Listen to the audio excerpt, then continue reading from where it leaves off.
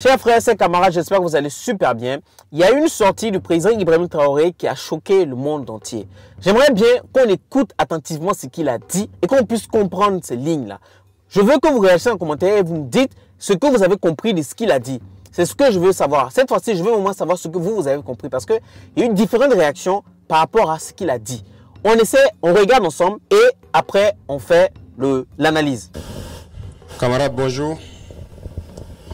Nous sommes le 1er avril aujourd'hui, qui marque donc le début du deuxième trimestre de l'année 2025 et bien sûr donc la fin du premier trimestre. Et je suppose que tous les chefs de bureau, chefs de service ont pu faire le bilan de ce premier trimestre et aussi se donner des perspectives pour le deuxième trimestre. En tout état de cause, je pense que l'idée est de se sacrifier, de toujours donner le meilleur de soi-même pour donc le bonheur donc de notre peuple et pour que notre patrie puisse rayonner. Donc j'invite tout un chacun à pouvoir donc se tracer de nouvelles lignes pour le deuxième trimestre, donner le meilleur de soi-même, tant au service, mais aussi donc dans la vie courante, pour que notre patrie puisse continuer de rayonner.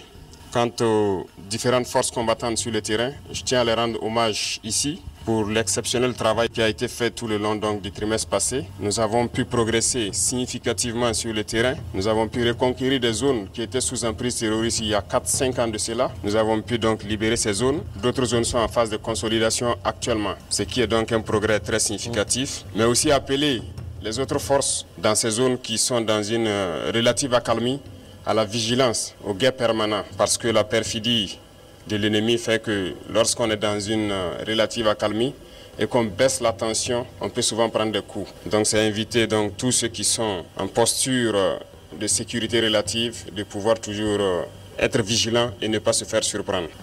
Et aux autres forces vives donc de la nation, c'est inviter tous les travailleurs à redoubler d'ardeur pour que 2025 soit une année donc couronnée de succès à tous les niveaux. Et quant à la masse populaire, j'inviterai les gens donc à la vigilance parce qu'aujourd'hui, plus que jamais, les apatrides, les ennemis de la nation sont très actifs et vous pourrez le constater.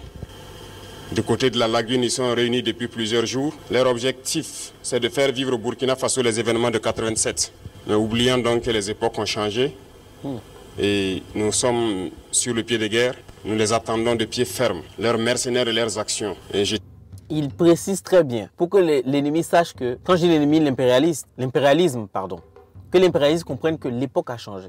Avant, on pouvait céder à certaines choses. Les gens pouvaient céder, mais aujourd'hui, avec cette conscience que les dirigeants africains d'aujourd'hui, c'est-à-dire de l'Afrique de l'Ouest, de l'AES, ont compris que là, on ne peut plus céder à rien du tout.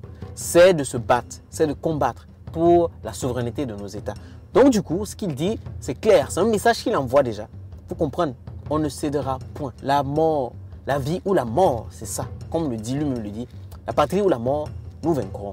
C'est ce qu'il est en train de passer comme message. Ça, c'est ce que je constate et c'est ce que j'analyse et je pense que c'est ce qu'il est en train de faire. Et voilà, il met en garde aussi.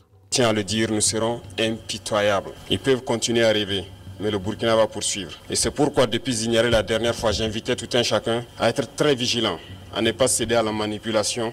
Comme vous pouvez le constater, leur action se résume à la désinformation, la manipulation, la subversion. Il faut que tout un chacun puisse donc rester serein avec l'objectif en face pour ne pas se laisser détourner. Parce que nous serons aussi sans état d'âme pour ceux-là qui vont se laisser manipuler. Seuls ceux qui sont cupides, ceux qui veulent tout pour eux-mêmes, peuvent se faire manipuler par ces apatrides-là.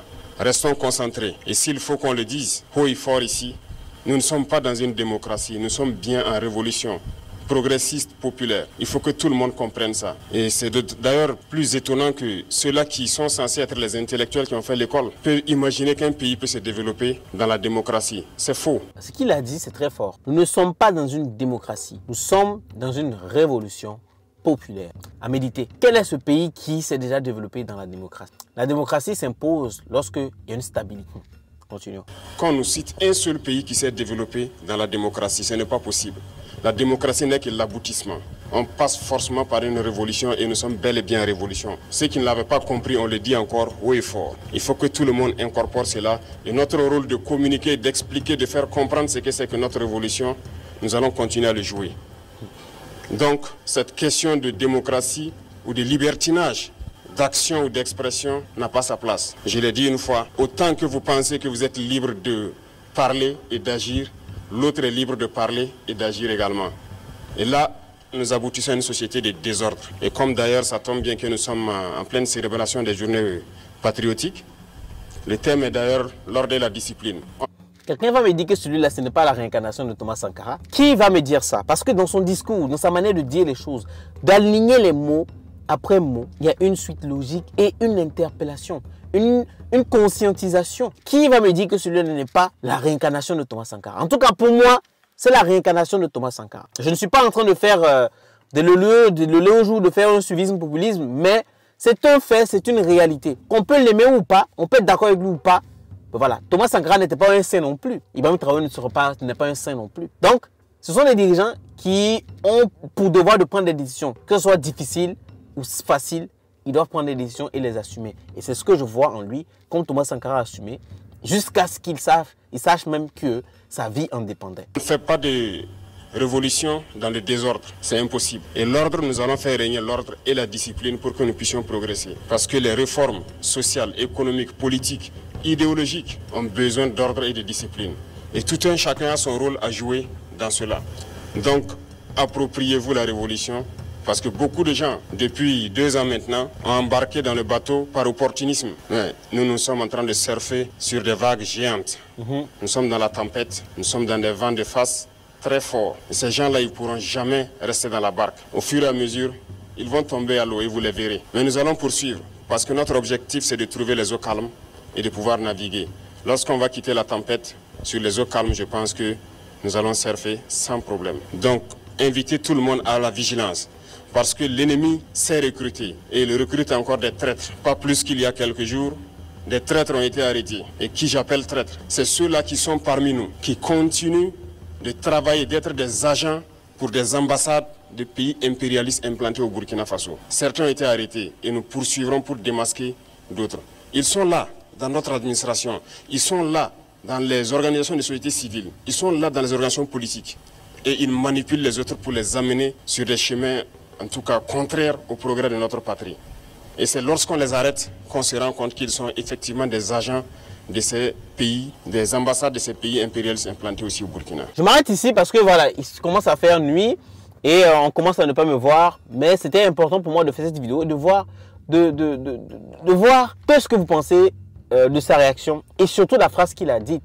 Nous ne sommes pas en démocratie, nous sommes en révolution populaire. Dites-moi ce que vous pensez. Mais de ce que je retiens, c'est que quand vous voulez sortir de votre zone de confort, il y a toujours cette zone de turbulence. Et ces états-là sont dans leur zone de turbulence.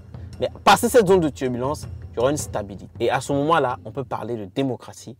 Parce qu'aujourd'hui, le pays est en alerte maximale. C'est une guerre. Et en période de guerre, on ne peut pas parler de démocratie. C'est simple, mais il ne faudrait pas que cela dure. Parce que quand ça dure, à un moment donné, ce n'est plus de la démocratie. On tombe dans la dictature. Dites-moi ce que vous pensez. J'aimerais vous lire. On se dit à la prochaine. Je reviendrai sur ce sujet dans une autre vidéo plus claire. Et puis, on va mener le débat là où on peut le mener. Et on se dit à la prochaine.